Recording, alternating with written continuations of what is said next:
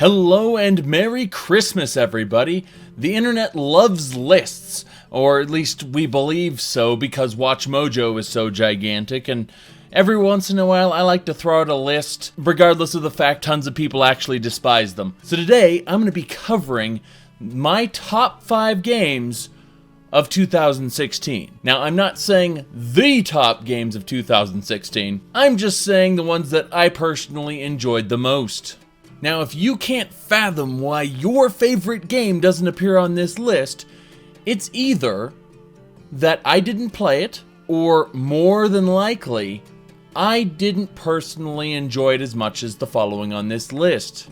And there are many, many possible reasons for that. But before we break into the top 5 games, I figured I'd go through and actually list what I consider to be the top 3 biggest disappointments of 2016. And when I say disappointments, I mean for me personally. Obviously, the gaming industry probably had bigger ones.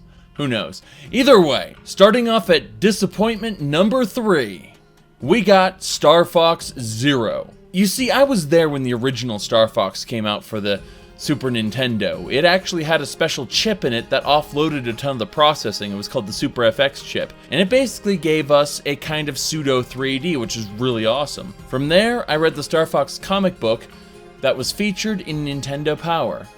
I even played the Star Fox 2 unreleased beta cartridge. Finally, I played Star Fox 64, which I believe to be the best game in the entire franchise. I got medals on every planet, and I beat it to the extent where at the end of the game, when it shows you the amount of enemies you killed and how much money you charge the Cornerian military for this, it went from, "That's one steep bill, but it's worth it," to, "What?" There were other games in the Star Fox series, but considering I mostly gave up Nintendo at that point, we're not going to go over those. However, when I found out that Star Fox 64 was getting a reboot or retelling, or, there was just a new version of Star Fox 64 going to be out that wasn't just a port, I was super excited, and I wanted to see what this new Star Fox Zero was going to be about. Was this the game that was finally going to get me to purchase a Wii U? No. Forced gyroscopic controls, forced on-TV play, in what is essentially a retelling of Star Fox 64, except with less variation. That meant I'm sticking to my Nintendo 64 version. Thank you, Nintendo, for trying to force innovation where none was required. Again. So yeah, that's basically why Star Fox Zero for me was the 3rd most disappointing game of 2016. Moving on, we got Mighty Number 9. Have you ever been lied to in a Kickstarter?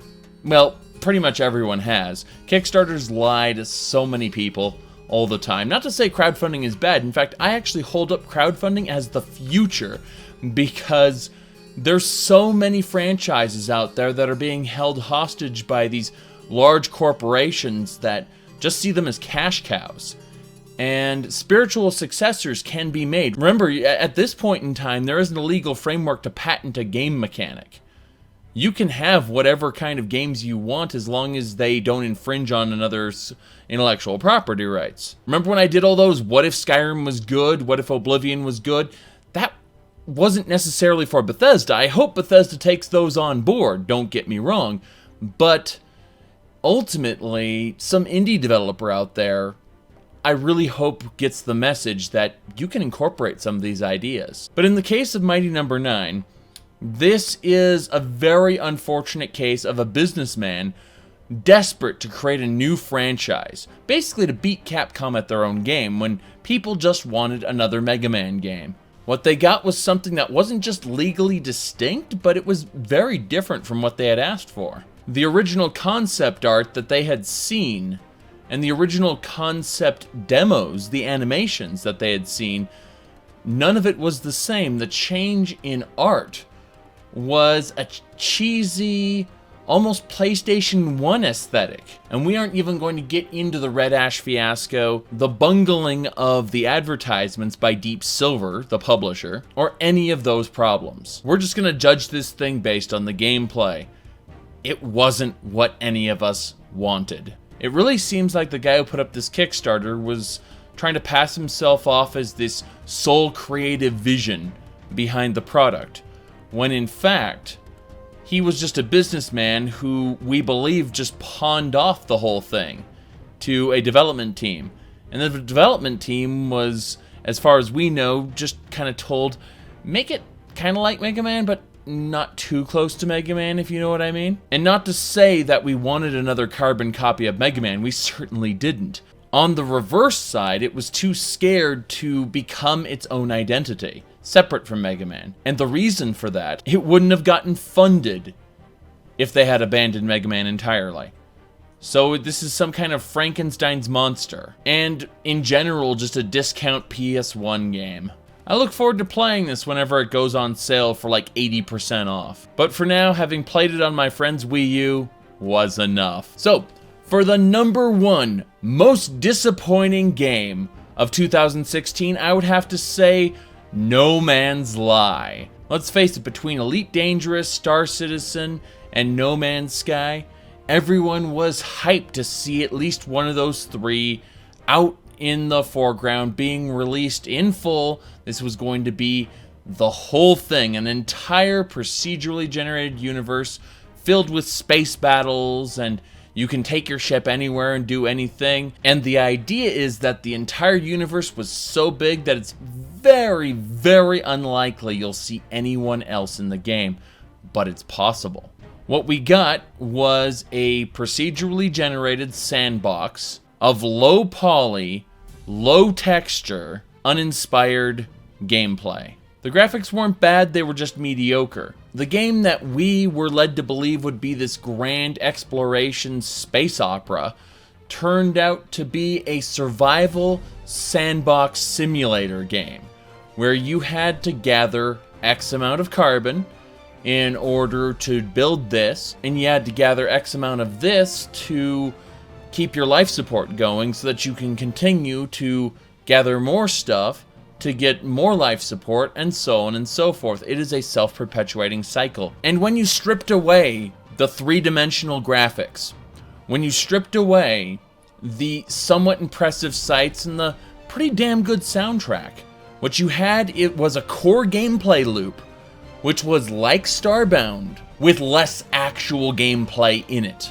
Now, for those of you who only played Starbound prior to its release, it's improved significantly. And I would recommend that two-dimensional Minecraft in space over No Man's Sky any day. Now, people have been bitching at me since my original No Man's Lie video to go and talk about the new patches that they've had in No Man's Sky, so I think I'll address that here at the end of the year. And I'm just going to tell you one simple thing. If they get like 6 more patches of this scope and scale, I might actually consider getting the game for myself. Otherwise, the 9 hours that I played of it were more than enough. And I'll stick to Starbound, thank you. By the way, I'm going to spoil the ending of No Man's Sky for you. You get to the center of the galaxy, you enter a kind of wormhole thing, only to be deposited in a different galaxy in order to repeat the process all over again. It doesn't actually end. It's just more of the same shit. Whereas Starbound has an actual story mode built into it, where you're to stop this force that actually destroyed Earth. Yes, I will compare the two constantly, despite the fact one is 3D and the other is 2D. There is a lot more gameplay in Starbound than there is than the shallow repetition of No Man's Sky. So yes, No Man's Sky won the number one most disappointing game of 2016, but I didn't put much hype into it to begin with. That was all my friends, like, hyping it up, and I'm like, well, this might be interesting. I'll go ahead and give it a try, I guess, and I did. Didn't decide to buy it, though. Now then, on to my top 5 games of 2016. Clocking in at number 5 is Darkest Dungeon. Darkest Dungeon is a game that I've only played for a scarce 7 hours so far, but I enjoyed it immensely. I feel like it should almost have an easy mode or a casual mode so that some players can enjoy it a little easier than others, because some people might enjoy the hardcore experience of the game, whereas other people might want, again, a less comprehensive and cruel experience, which Darkest Dungeon is very, very cruel. The game has you creating a team of adventurers, and as these adventurers go into this nearly infinite set of dungeons, these heroes will encounter things that can very well kill them. If they die, they're dead for good. You can recruit new heroes, but they basically start over. Also, as your old heroes progress, they will obtain quirks. They will be scarred by the Lovecraftian horrors that they meet deep within the dungeon, and it will change them.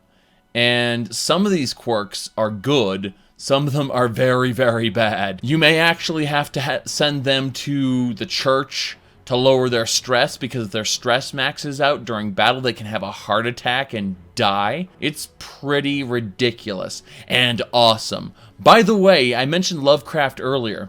Did you know if you go to Audible, Audible, if you want to pay me to promote your shit, just say so. But seriously, the guy who does a lot of the readings for Lovecraft stories actually was the narrator of Darkest Dungeon, and it's amazing to listen to this in-game narrator narrating the shit that's going on during battle. Darkest Dungeon, well worth my number 5 spot. Coming in at number 4 is World of Warcraft Legion. This game, and by that I mean the expansion pack only, gobbled up 2 months of my life. From the very beginning of the launch all the way through to Suramar, I enjoyed the hell out of what is essentially a mixture of Diablo 3's adventure mode combined with World of Warcraft's questing system. Gone are the daily quests. Now there are bounties on your map that you can go to and, along with other players, finish. Whereas most MMOs tend to be gravitating more toward a single-player experience that is cloaked as an MMO. I'm talking about you Knights of the Old Republic and Elder Scrolls Online and all those other games that are like, look at us, we got single-player stories where you're the chosen one. Well, now, you are just a chosen one of many. Specifically, you are supposed to be leading your class, but then there's a ton of other members of your class as well. It brings back that social experience where you are indeed with other players pretty much all the time. And I liked that. The last World of Warcraft expansion didn't even make my list for the year it came out. Now, beating Legion by the same company is Overwatch. I said this during the Overwatch closed beta, and it's doubly true now. Overwatch is very much the next evolution of Team Fortress. Keep in mind, this is coming from someone who played Team Fortress 1, which was a mod for Quake, Team Fortress Classic, and Team Fortress 2. By the way, I still believe that Team Fortress Classic was the best out of those 3. Anyway, Overwatch is a hero-based FPS with objectives like payload or capture points, very basic things. And it is extremely, extremely team-oriented. I once spent 14 hours on a non-stop live stream just playing Lucio. Can't stop, won't stop. I've got several friends who are in the level 300 range. Levels being how many cosmetics you've unlocked through gameplay. Every time you level up, you get a treasure chest. Treasure chest has random cosmetics in it. I've already talked about how shitty the unlock system is, but the gameplay is on point. This is not my favorite FPS of all time. That still belongs to Unreal Tournament 2004, but this is pretty damn close. I had the joy of having actually been through the entire closed beta, beginning to end, and I had the pleasure of getting to talk with certain people who were working on the game. The most hilarious part was during the whole Tracer quote-unquote butt pose incident, which was fucking hilarious because they decided that they were going to replace it with something better, at which point the anti-SJW crowd shouted and screamed, "They're appeasing SJWs, blah, blah, blah," but I'd actually talked to someone, so I knew. I actually knew at the time that they were really replacing it with something better because they weren't happy with the stock pose. They replaced it with a pinup poster. That's more sexualized, by the way. And it was just a giant middle finger to the people who are like, they're appeasing SJWs! Fucking hilarious. We all know that Blizzard has had boxes to check since the very beginning. Look at Symmetra. She's a living stereotype, for God's sakes. I mean, Zarya as well. And yet I don't mind. The most recent controversy is that Tracer is supposedly gay in a comic. Keep in mind that none of these comics are actually canon to the gameplay because the gameplay has no canon. But yeah, my live streams have recently been, your waifu is gay or bi, and I don't give a shit. Overwatch. Damned fun. Now, for my number 2 slot, and I haven't played this game nearly as much. In fact, I'd have to start over from scratch because I've already lost what little skills I did have, would be Dark Souls 3. Now, I'm not a gigantic fan of the Soul series, Demon's Souls being my absolute favorite of the series, followed by Dark Souls 3, followed by Dark Souls, followed by Dark Souls 2. There were just things about Dark Souls 2 that I didn't enjoy. But my point is that Demon's Souls was my favorite in the series, and many of the mechanics and the feeling, the general atmosphere of Demon's Souls managed to make a return in the form of Dark Souls 3. I can't really pin anything down exactly, but Dark Souls 3 very much feels like the Demon's Souls, Dark Souls that we never had, that I always wanted. Unfortunately, it isn't something I really can stand to play for very long, and the reason is because I can't repeat the same section over and over and over in the same playthrough and feel like I'm not making any progress. There was a time when I was able to do that, especially with Skyrim, using ultra difficulty mods and whatnot. But there's a reason why I shy away from certain quote-unquote permadeath games and things like that. That is quite because my time is limited and there's a lot that I want to finish. I want to finish all the side quests in, say, Fallout 4 or Skyrim, and, when I'm saying in Skyrim, I'm talking about with, like, different mod packs and stuff like that, so, add an extra 400 hours of gameplay on there. My point is that some of the things that make Dark Souls, I personally just can't get behind anymore. I'm not saying it's a bad game, I'm just saying it is, for the most part, not for me at this point. Still got number 2 of the year, though, so obviously I don't hate it that much. And if it weren't for that fact, it would have claimed the number 1 spot. Unfortunately, that number 1 spot belongs to Doom! Yes, indeed.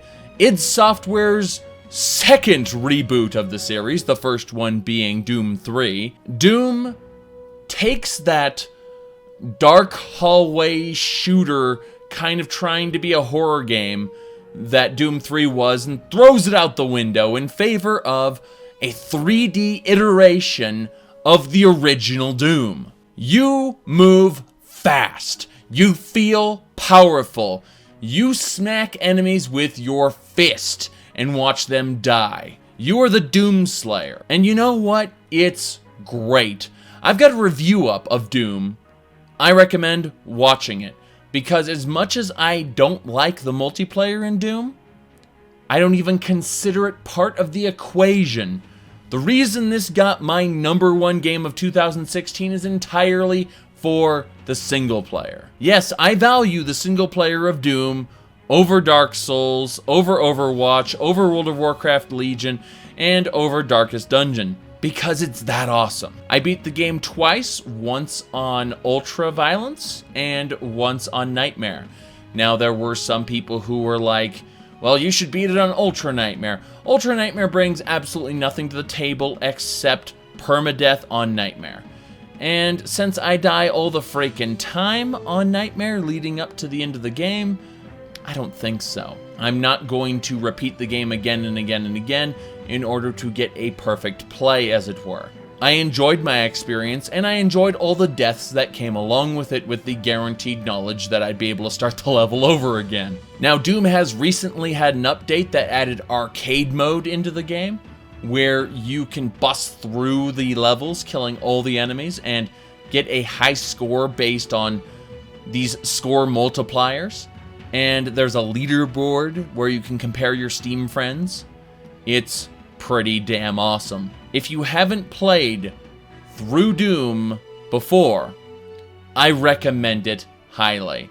Check my review, linked in the video description, where I talk about it some more. If you haven't played it since they added arcade mode, give it a try too. It's worth revisiting the game for. Either way, Merry Christmas everybody, Happy New Year. This has been my top 5 games for 2016. What were your top 5 games and top 3 most disappointing games of 2016?